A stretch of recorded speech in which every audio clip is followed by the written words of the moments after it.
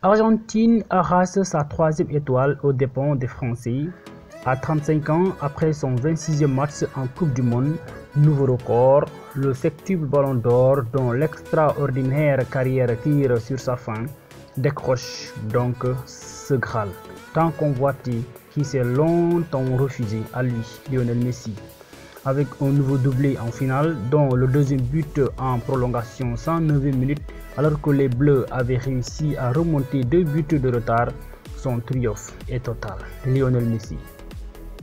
Pays-Bas en quart de finale, les Argentins ont eu recours à une séance de tir au but qu'ils auraient pu s'épargner, mais lors de laquelle ils se sont montrés parfaits et qui, comme en 2006, s'est refusé à la France.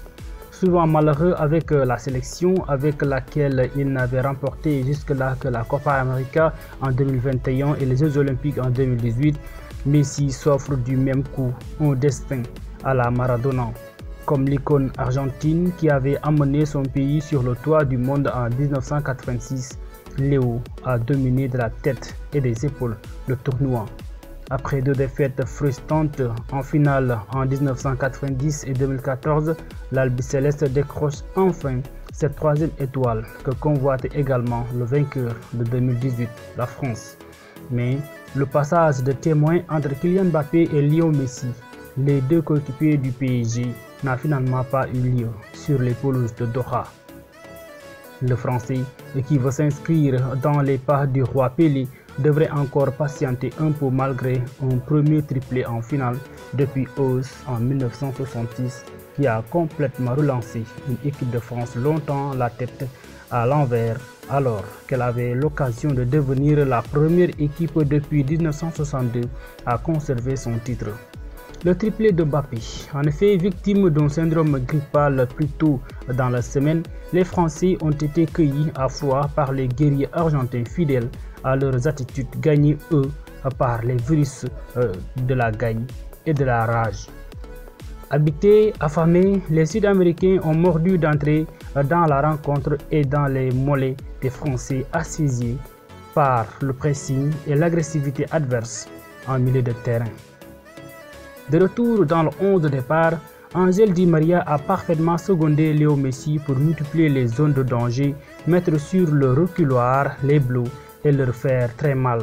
C'est ainsi lui qui a profité de la naïveté défensive d'Ousmane Dembélé pour que Messi puisse tirer son 5e penalty du tournoi.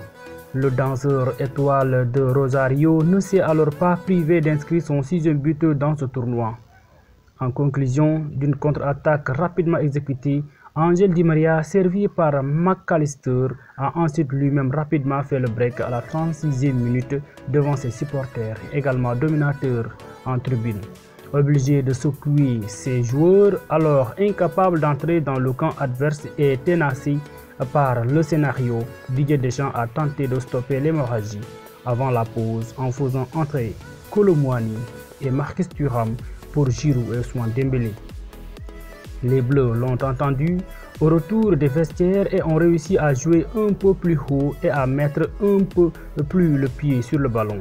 Refusant la défaite, ils ont même réussi à s'offrir des prolongations inespérées avec un doublé de Kylian Mbappé invisible jusque-là.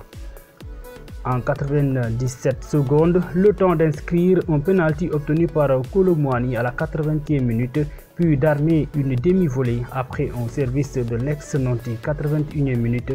Kiki a complètement relancé la fin de match, qui a alors basculé dans l'irrationnel avec 2 nouveaux buts.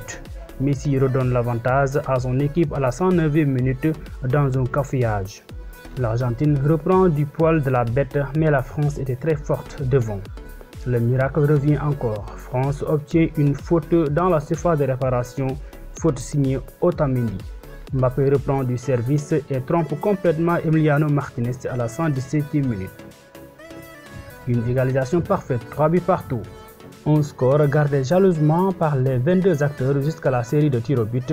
Messi, Dybala, Acuna et Montiel marquent au côté argentin.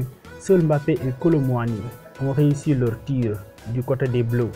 Au terme d'un match totalement fou, l'Albiceleste s'impose donc contre la France et décroche sa 3e étoile. Pendant que Messi triomphe, Mbappé avait 8 réalisations et doit donc se contenter du trophée de meilleur buteur du tournoi. Aux distinctions individuelles, Messi était le joueur du tournoi, Emiliano Martinez le gardien argentin meilleur gardien et Enzo Fernandez le meilleur jeune joueur du tournoi. Et sans doute donc encore plus de buts dans cette compétition. Il y en a eu 172 au Qatar, soit un de plus qu'en 1998 et 2014. Un autre record pour lequel Messi et Mbappé ont joué un rôle très important.